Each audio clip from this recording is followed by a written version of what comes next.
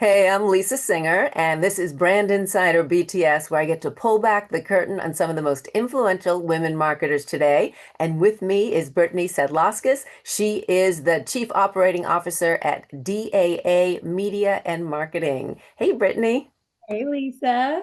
welcome. When do we last see each other? What event were you? I think we saw each other at the Planning and Buying Summit last year in Bonita Springs. Yes. Okay. Well, the weather's actually, well, it's a little cooler today. I'm in New York. Where are you? I'm in Houston, so it's still very hot. Today's the first day of fall, Okay. and I'm sweating still. So, I'm actually happy to be having, we're in the 70s, which is, oh my God, I love it. And then you can wear your boots and you can throw on a little jacket. And so yes. I actually enjoy the fall as my favorite. So that'd be the hardest when I lived in Florida for a little bit and that was tough, I Yeah, thought. I don't get that weather until like January. So, Still have a little ways to go before you're in your boots and leather. All right. Well, okay. So I want to first congratulate you. I know that you were one of Houston's Business Journal Women who it's called, let me say correctly, Houston's Business Journal's Women Who Mean Business Award. You were one of the winners, and it really highlights women who have demonstrated exceptional career achievement, positive impact on the community, and exhibited strong leadership qualities. So first of all, congratulations on that. I think that's awesome. And I want to take from that though, because obviously someone in your position, being a good leader, that's important for you. I'm sure aside from even just being good at your job, that really is one at the top of the list of what you need. When you were starting out, so you had, I'm sure, a number of leaders. Was there one that stands out to you that really you benefited you and someone who you maybe thought or are thinking back now, I want to be more like that person? yeah, I think for me, just being impressionable, starting out like right in the industry, right out of college, and I've had probably many of these female leaders along the way, but just I had a female colleague who just unapologetically was just such a go-getter, carving her own path. I've always kind of worked either in the restaurant industry or in the advertising industry within the restaurant space. And I think just like it can be a very male dominated industry. And what stood out to me for her wasn't just like her success, she was amazing, but just the way that she was able to balance this like toughness and softness, and the way I'd watch her like shift in and out of like corporate mom into or corporate, boss into like this like tender mom mode, and her being able to like balance that. That was probably like the first time I ever saw like, oh wow, you can be this ambitious career woman and also not have to feel like you're sacrificing yourself at home. And so being able to see somebody that could model that for me at a really early stage of my career, I think just like set up the idea for me that like that was even possible. Because I think in today's world, like you hear people talking extremes like so much about you can have one or the other, or work-life balance is a lie. And so for me, being able to see that like there is a push and pull that's available, and you can achieve your own dreams and goals, and then also be able to lean into that softness for yourself and your family and still have that too. You don't have to sacrifice that. Seeing other women exhibit that as proof was really inspiring to me, like very early in my career. Well, I'm curious, how might that have changed your career? Like how, if you saw only women who were all business and they maybe didn't have families, didn't want families, or they had families and they weren't a hands-on mom, something and there's nothing wrong with any of those scenarios, but maybe that's not obviously what your path, you wanted to be able to be both and to be able to do that. Do Yeah. you think it would have deterred you in terms of how you would have pursued your career? Do you like, how do you think that impacted you? I don't think it would have deterred me, but I think it allowed me to give myself a little grace. I was, I've really accelerated my career a lot in the past 5 years, and those have also been the same 5 years that I've had children. And I've got two kids now. My oldest is 5, and like I think it allowed myself to like have some grace and to like give myself a little bit of room for failure in that sense, because I think that women we're our own worst critics. We expect so much of ourselves. We're supposed to be everyone, everything for everyone all the time. And I think being able to get back to that rooted understanding that like I am a complex person and there are multifacets of me, and I can be you know, a COO, I can be a mom, I can be a volunteer, I can be a mentor, I can be a friend. Like seeing that modeled for me, I think I don't think it would have deterred me in any other way. I think it just gave me a lot more freedom to like come into that on my own without the quote unquote guilt that I think so Right. many women feel today. Taking rid of that, getting rid of that perfection kind of like you were seeing these women who were, well, even if you're seeing them do it perfectly, Yeah, where maybe, we all know these women who they seem to be, doing their job perfectly, being perfect at home, and they come across as everything's, under control. And that's probably not true. I mean, there might, I don't know, there maybe some people are just good at pursue, showing portraying a certain image. And that's whatever. That's I'm not again, that's fine. But I think that when you see that or you see only one or the other, then you sort of either you or knock yourself down more because oh, I can't do this, or and then in the worst case scenario, you maybe say, well, then forget it, I'm not gonna have kids, or forget it, I'm just gonna be in this right. position. So I think that's great that you had that. I'm also just going back to, and not necessarily with the same person, but was there a piece of advice that you received, and maybe a little outside of what you were just talking about, that you would consider one of the best pieces of advice you could have received advancing in your career? Absolutely. I think, and I love sharing this with people because it was really profound for me in this lens of perfectionism. That's something I've always struggled with my entire life from childhood to now as an adult. But lead with curiosity, not perfection. And so that always reminded me, it's like, I don't have to have all the answers. All I need is the willingness to learn and ask and adapt. And I think that that mindset really shaped my leadership style. And that really freed me to lean into this mindset of like growth and a growth mindset rather than chasing some unattainable ideal of perfection. Like it's okay to not know the answers and to lead with curiosity. And so I think that that's something that I really try to embody. And I think it gives people a lot more room for failure and to know that that's okay. We're not chasing some idealistic of perfection, but we're really just trying to all learn more, know more, do more so we can be better and evolve. Right. And even if you're, like you said, either aren't perfect or even fail at it, it's something that you pursued and moved forward and continue to move forward. Yeah. I agree. How about the worst advice? You don't have to say the person. Yeah. I think the worst advice, and again, I think this is really discouraging to people who are young or early in their career, is the just keep your head down and do the work.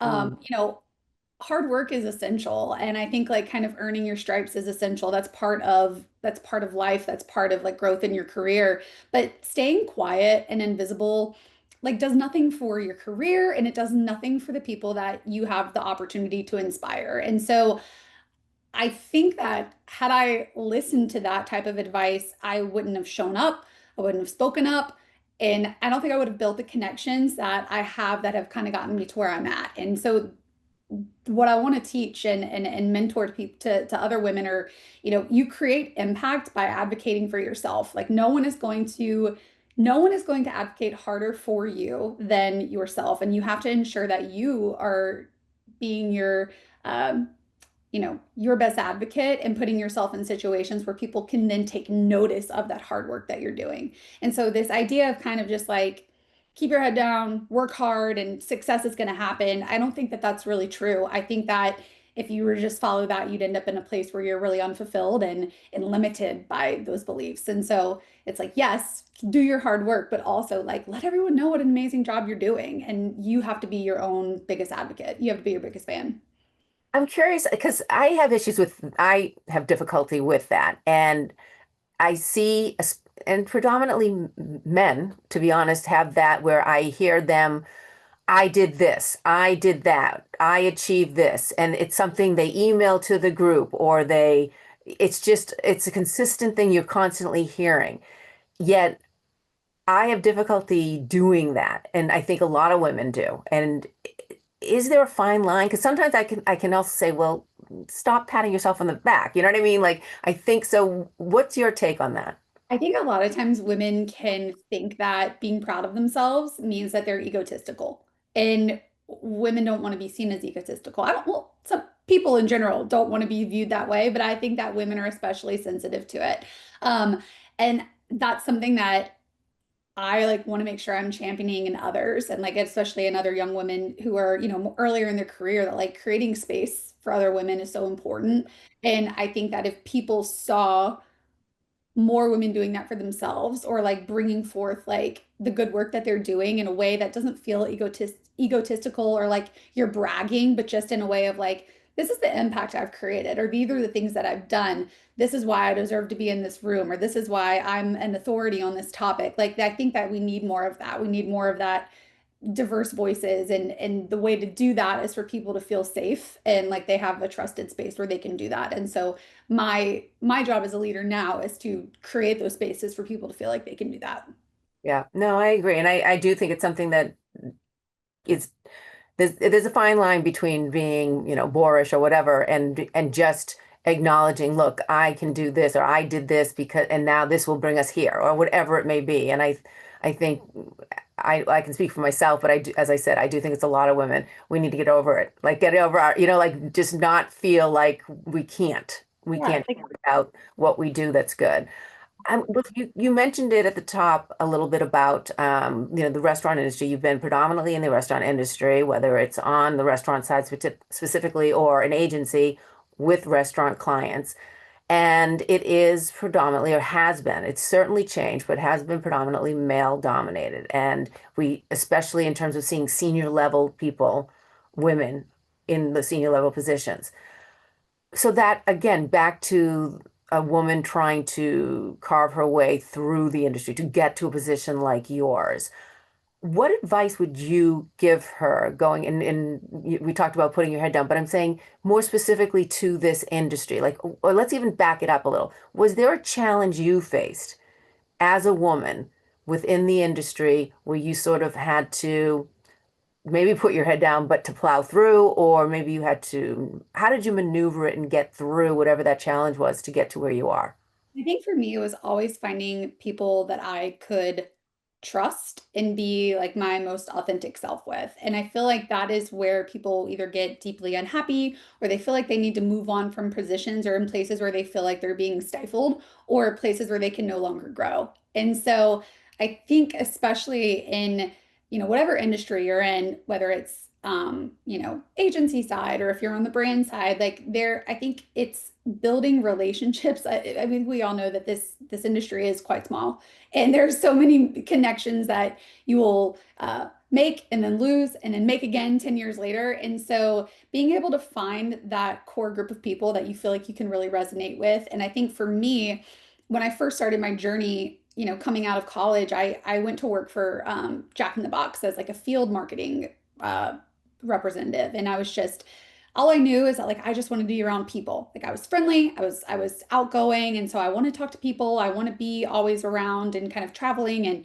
doing something different every day. And so this field marketing role was so perfect for me. And um, as I kind of moved out of that position, I had an opportunity to come to DAA and work on the Raising Cane's Chicken Fingers account. And this was, almost 15 years ago at this point. And so they are not nearly the brand that they are now. But when I came over to DAA, it was, a small agency at the time and small business. And I really had very trusted leaders in place who I have extremely close relationships with to this day. Those are our two agency owners. And so I think, finding those types of relationships and people who can allow you to show up authentically and be who you are and empower you in that way is just the most important thing to be able to have that kind of success. And, my story is a little unique in that, I came to DAA and then kind of went on a personal growth journey where I ended up moving to Chicago and working at another agency on another QSR account. And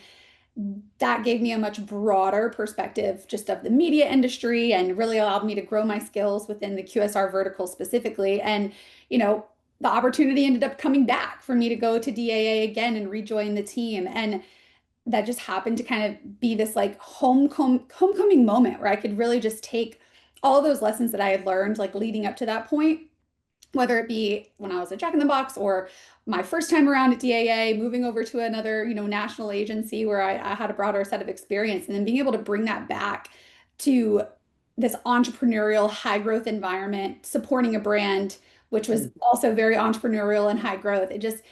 It's funny to look back on it because I don't think that there's ever a moment where you could have told me that that would have been my path. Um, but I think knowing that I always had relationships with people, whether it be leadership or with my peers or my colleagues, to know that I could show up authentically and do my best work and had a safe space to do that was really critical. And I think that a lot of people don't get that out of their companies anymore. And I don't think that they feel like they have that space. And so, creating that space is really important to me so that people feel like they can do whatever they need to do and show up and do their best work. Um, you know, for me, the takeaway is that is like your careers don't move in a straight line. Like I think when we come into our careers, we envision this world where we continue along the traditional path and we're checkboxing and achieving and just moving and moving along. But there are just so many pivots and unexpected turns and U-turns in my situation, which brought me right back to DAA. But I think that looking back, there was so much uncertainty along that way. But seeing how each of those experiences really prepared me for the role I'm at today is almost feels like this like kismet type of situation. And so that's definitely one of those moments where you're like, wow, never could have imagined years ago, like I'd be where I'm at today. And I think that that's just, we have to be able to envision those things for ourselves. And I think that that's coming from a place of always being supported by the other people so that I can now support those people back. So finding that your network of people, and it's, as you said, it's a small world, and you moved on from DAA early on, Yeah. but you kept that relationship, and so I think that that's something that people forget. It's you move on, and for whatever things happen, maybe you either just lose sight of them, you hear people talking negatively about certain situations, whatever it may be. And the Mhm. fact is, it's going to come around again, in any capacity, because it's a small industry, whatever, not even just the food industry, but just marketing in general. Yes, yep, absolutely. I think having the foresight to know that your clients today could be your coworkers tomorrow. It's Yep. like one of those things that I've seen happen time and time again. And I think it's just like always making sure that you're protecting those relationships and keeping that type of positive, outlook to know that that is something that, I could be looking 10 years into my future and it could be another one of those types of situations. And so I think just keeping that frame of mind as you move through all phases of your career is just so important to do. Yep. And that person that you hire could be your boss one day. 100%. Exactly.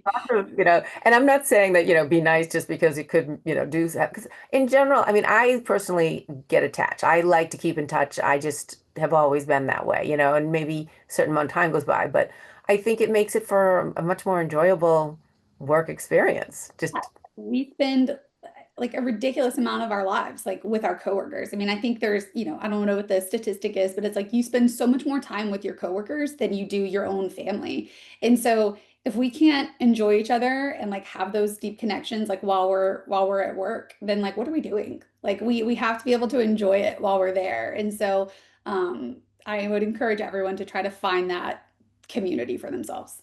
yep, no, I completely agree. Okay, so also I found in your LinkedIn when I would do my snooping, and you wrote that I care deeply about helping women in media find their voice and seat at the table. And we've sort of touched on it with women and trying to help women pursue a career like yours and to move up through the ranks. But sometimes women don't necessarily find their voice, or they don't acknowledge it, or they want, they want to, as you mentioned earlier, keep their head down. And was there a time in your career when you were first starting out where you did that, and what sort of got you out of that? What made you finally be able to say, "Hey, I'm going to step out of my comfort zone and I'm going to speak up"?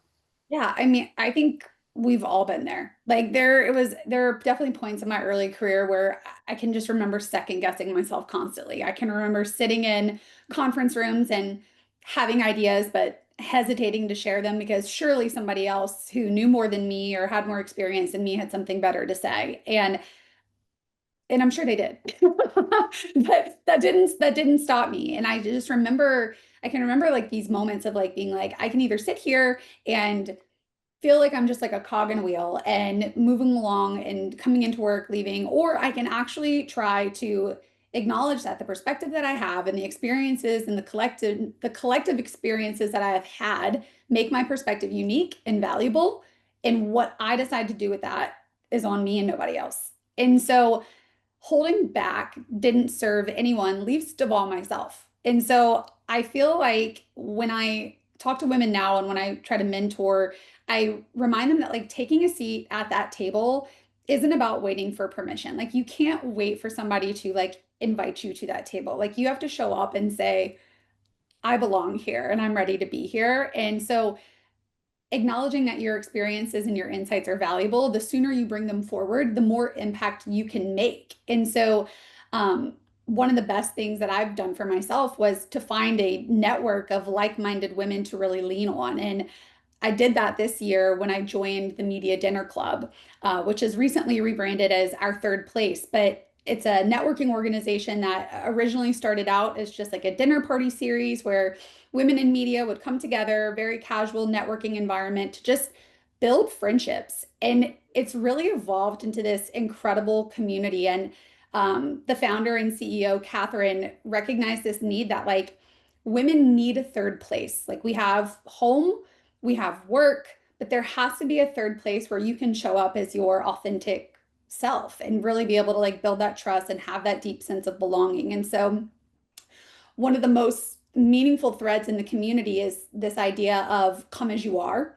And so every dinner that we have, I'm the chapter lead here in Houston. And so every dinner we sit down and it's this mentality of like come as you are. So that means however you're showing that up that day is how we're going to support you. So whether you're coming because maybe you got laid off from work, maybe you're coming and you're buzzing because you just got a new job offer, maybe you've had a breakup, or maybe you've had a rough day with your kids, like whatever that is, like come as you are, and we're going to talk about it on the premise of friendship. And so it's just been able to be this like really safe space to enjoy women who do what you do, who work in the media industry, but also like we're not there to talk about that. We're not there to talk about the work. We're there to talk about and get to know each other as individuals. And so, in finding a seat at the table, it's kind of metaphorical in the sense that I felt like I found my place whenever I came and got active with Media Dinner Club because it is a literal table that we are meeting at for dinner, several times a month. But it's just giving a place or finding that spot where you can, have that moment to breathe. And I think that kind of community is incredibly rare. And so it's an organization I'm really excited about helping to continue to grow. So Well, and even if you're someone who's younger and still working to find their voice, it might be a good practicing ground, in the sense of this is happening and these are some ideas I've been having, and do I sound stupid? Do I sound like I don't know what I'm talking about? And having someone like yourself who could then give an honest answer and how to go about it. Because I find, you practice in front of the mirror. You know what I mean? Like you get that confidence the more you say it out loud. And I think if anything, maybe that's a way to find your voice. yeah, we have like a big Slack community where all of the members of our third place are all in this one big Slack community. It's over 1,500 members and there's threads and topics for every single thing. And some of them is just like, hey, I'm interviewing for a position at this company. Does anyone have a contact? Or is anyone willing to like hop on and chat with me? And like just seeing the way that women are showing up to support each other. And even just like sharing open roles and sharing, common you know, problems of just like things that we're dealing with in the industry. It's just really incredible to see how women show up for each other. And I just think that it's unique in the sense that it's so accessible to so many women. And I'm excited to see more spaces like that begin to evolve for more women because it's been super meaningful for me. Yeah, no, I can imagine. I think it would be. And just even when things aren't solved, just saying it, like I just find just what do they call it? Bull sessions or venting or whatever you want to call it. Just the fact that you had an opportunity to say something can make you feel better. And it's just Exactly. that's all you need. Okay, so I have to ask, what is your guilty pleasure? Are you obsessed with anything right now? So, right? Oh my gosh. a lot of things, but right now I am so into this season of Dancing with the Stars. So like there's so many good people on it. They've got the Mormon wives on it, but Robert Irwin um is like he's going to do so good. I'm like calling it right now. He's going to win. So I'm pretty obsessed with Dancing with the Stars right now. And then outside of that, I feel like from a food perspective, I'm super into True Fruit. It's kind of like my nightly thing. Have you had it? It's like the dark chocolate covered fruit. It's so good. Okay. Okay. No, yeah, I'm not a big chocolate and fruit together. Like I like fruit and I like chocolate, I've but like convinced myself that it's healthy because it's fruit. So well, yeah, dark chocolate they say is very good for the metabolism and it for your is. brain and all those things. So, have all of My it. Dancing with the Stars paired with my bag of True Fruit is like Oh yeah, yummy. that would be totally. I have to ask, you said this season of Dancing with the Stars. So is this a new thing or have you always been a fan? It's kind of a new thing. Like I feel like over the past few years, I used to be a huge TV watcher. And I guess like, kids, they kind of like take up a lot of your time. So I kind of got out of it. But there's just been something about this season. I feel like everybody's into it right now. And so I like tuned in for the first time last week in a while. And I've been getting a bunch of like the TikTok clips and stuff like that. So my algorithm must know that like I'm interested. So but yeah, it's kind of a new thing. So we'll see where it goes. I've never been a reality watcher, to be honest. I think because when I was working in entertainment news, it annoyed me because all of a sudden I'm interviewing all these reality stars. And so Yeah. I sort of like but when I do actually watch them, I get how it just sucks you in. Like, you know what I mean? And you can enjoy it and it really gets you into it. I have to ask, and I know the name sounds so familiar, but I'm trying to, Robert Irwin, who? Steve Irwin's son. Remember Steve Irwin, like the Oh, big okay, yeah, the crocodile guy. yes, crocodile. Okay, Yes. But yeah, it's his son. So he's okay. I know the name sounds familiar.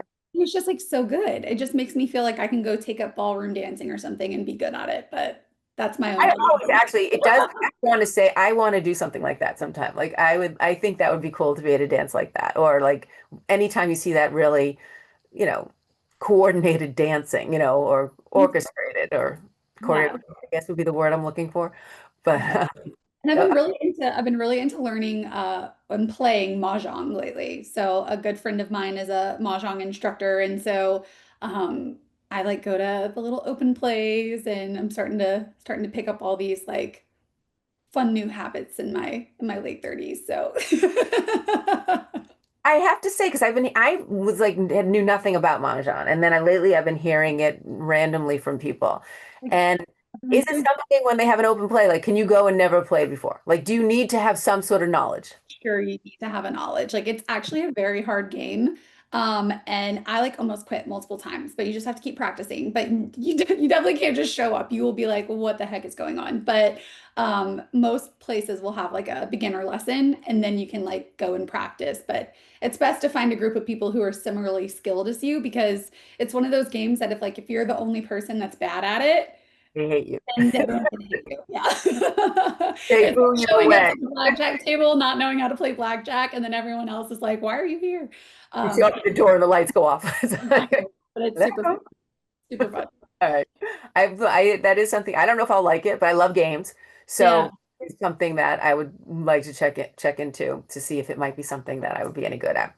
Okay, Agreed. so but you talked about your daughter earlier. So she is 5, based Yes. on your LinkedIn post.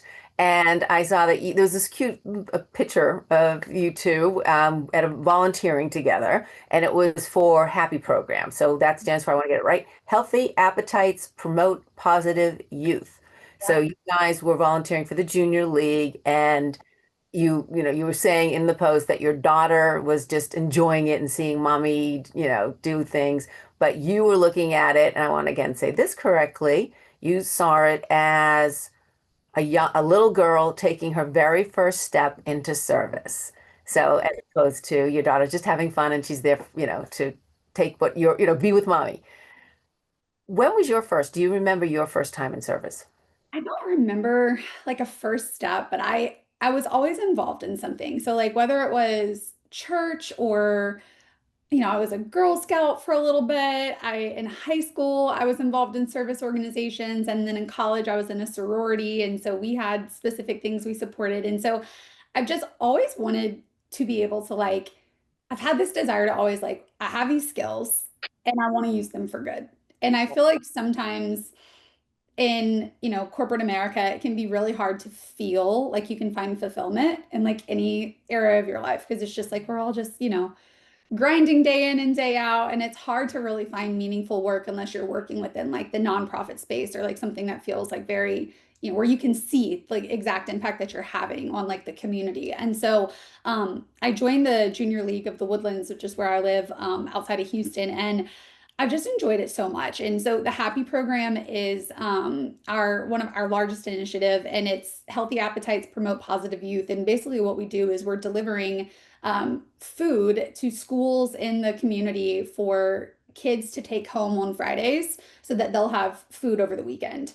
Because there are kids who are basically, either on the school lunch programs and they're getting 2 meals a day at school. And so when they go home over the weekends, they're hungry and they don't have it. And so Junior League has stepped up in a really big way in our community to address this need. And so my daughter and I go and we do these packing parties where you have the crates of stuff that you get from Sam's and we're building the bags. And my daughter was like, "Oh, it's like treat bags." And I'm like, "That's exactly what it is." And she sees it as just like a fun way to like spend time with me. And for me, it's like allowing me to have these conversations with her about, "Well, do you know why we're doing this?" And it's because like you have food every day when we go home. Like some kids don't have that. And this is why this is important that we give back. And so it's just been such a meaningful way for me to try to instill like those values at like such a young age because I mean, it's a fact of the matter of I feel like so many people just aren't aware of the struggles of their own community and what's going on in their own backyard. And like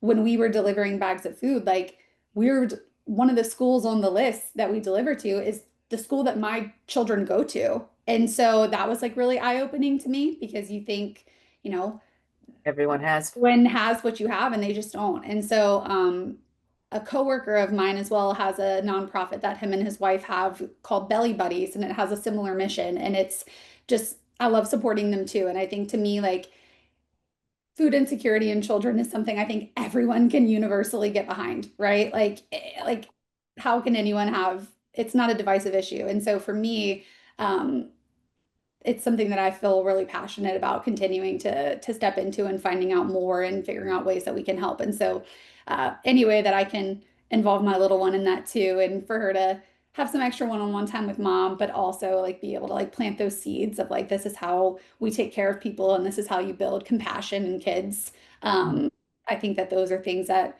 when you do it, it's hard to like not have like a tear brought to your eye to like see it because you can see how much they love it and it's super sweet. Yeah, and it's really because you want to instill these things in your children, Yeah. um, and it's much better to sh show them than to tell them. Yeah. You sit there. I think everyone, ra raises their kids saying you should be good to people, you should be nice, you should say thank you, you should do what you can. You tell them about there are children in need or there are other people who don't have everything that we have. And maybe that goes in, maybe it doesn't. But if Right. they're actually watching, as you, they always say, do as I like, they're going to emulate you. If you're saying don't smoke, but you're smoke, whatever it may be, you're doing something. Actions speak louder than words Thank you. is That was what I was looking for. No, but it is. It completely does. They're going to remember it. It's going to sink in. They're going to experience it. They're going to feel it. yeah. And I think sometimes it's hard to like find the moment, especially with little kids where like they're, you never really know what's going on in their little brains. They're like little sponges. And so being able to like find those things where you can actually show them why it's meaningful. I went and actually I went and gave blood this past weekend. And I came home and I had a bandage and she's like, "What, why do you have a bobo? Like what happened?" And so I was explaining to her like the idea of donating blood. And she was like, "I don't ever want to do that." I was like, "That's okay. You don't have to do that one." Mommy and daughter day there. Exactly. She was like, "I'm not interested in that." But I'm like, "That's okay," because we're still talking about it. And so it's just been able to give like a good platform to just open those conversations. Because I think that's if you're not able to talk about it, like how would they ever know? You know, it's like, and that's, I think, how people live in kind of this state of denial about a lot of these issues that our communities deal with because they just don't have any exposure to it. Yeah. Okay. Last question. Going off of again the happy program, and you are all about food with your, not only in work, but sounds like with your chocolate and fruit, you are there as well. I am a foodie. So, when you were your daughter's age, what was your favorite food? What made you happy? Oh my gosh. So I'm from Louisiana. So food is basically our love language. So for me, it's probably like any kind of like Cajun seafood dish. So like a shrimp fettuccine or crawfish pasta or gumbo, something like that, because that's what You my family was always. five? Yeah. Oh yeah. Really? Oh Wow. yeah. For You sure. had very broadened taste, and like, I mean, I was lucky to get a chicken nugget or something. I mean, not. I was. My parents were lucky to get me eat a chicken nugget or something. Yes, yes. No, so I was really, really close to my great grandmother growing up, and that is just like what we would do. We would go over to her house, we would have Sunday lunch, and it was always like some type of good Cajun food, whether it's like a good roast rice and gravy or a pasta or an etouffee. Like that was always just our love language. And so that's something too, just like as my kids get older, like trying to like bring them into the kitchen because to me that's the number one way you show someone you love them is through food, through meals. And so it's definitely fun. But also like of course like all the little Debbie snacks that were very big in the 90s. So like Star Crunches, the honey buns, like literally anything that my mom wouldn't buy at the grocery store. You were out. Go to your friend's house, and you know, everyone had that one friend whose parents would buy them all the junk, and then you Oh just yeah. go and eat it all. But Back later. Why do you always gain weight when you go over to Chrissy's? exactly, exactly. But yeah, any type of shared form of our kind of family recipes or that good Cajun cooking. I mean, that's what we grew up on. And my You kids aren't quite as spicy, adventurous, but so spicy. Like I'm assuming some of hot. it's spicy. Yeah, some of it was spicy, but I think more than anything, like I feel like Cajun cuisine's just like very bold flavors. And so my husband's from the East Coast and anytime I cook anything like that, he's like, it's so spicy. I'm like, it's not spicy. It just has a lot of seasoning. I'm like, that's not the same thing. I There's don't get seasoning, but it's the heat. I can't do anything that's like super like red peppery. Yeah. not even super like pepper. Like literally like just people will say, "Oh, it's not hot at all," and like I'm burning. Like it's just I grew up with an Irish mom cook. Okay, very bland. So I'm lucky that I've my palate has at least embraced some spice, but yeah, no, no, no heat. So that's Sit well, down and never have dinner together, Lisa. yeah, no, we're ordering separately. We can't share.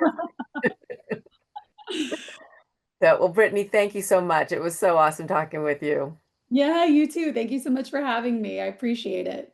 I'm glad, and I'm glad you watched. Thank you. And again, as I always say, if you know a fabulous marketing woman that you would like me to pull back the curtain on, just let me know, and I will do my best to get her. Thanks for watching again, and thank you, Brittany. Thanks.